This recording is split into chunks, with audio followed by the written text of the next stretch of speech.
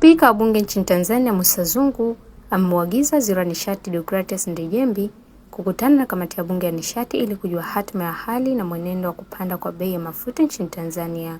Bila mafuta tunaweza kukwama kwenye milango ya nchi na mambo mengine maendeleo, alisema Zungu. Haya yanajiri baada ya Mamlaka ya Udhibiti wa Huduma Nishati na Maji yaani EWURA kutangaza bei elekezi mpya ya mafuta petroli, diesel na mafuta ya taa zilizoanza kutumika rasmi leo Aprili mosi 2026, ikiwa ni sehemu ya marekebisho ya kila mwezi yanayozingatia mwenendo wa soko la dunia.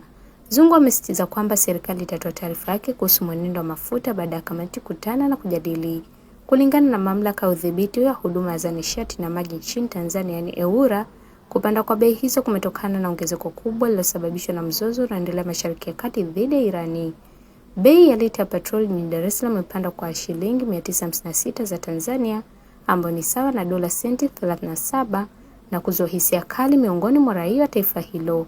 Kwa mujibu wa bei mpya, Dar es Salaam petroli sasa itauzwa kwa shilingi za Tanzania 3820, diesel shilingi 3806, mafuta ya taa shilingi 3684. Kulingana na EWURA, mashambulizi katika visima vya mafuta, mahala na viwanda vya kusafisha mafuta katika eneo la Mashariki ya Kati pamoja na kufungwa kwa mlango wa bahari wa Hormuz unaopitisha takriban asilimia 20 ya mafuta yote duniani ndio sababu inachangia kupanga kwa gharama za uagizaji wa bidhaa hiyo nchini Tanzania.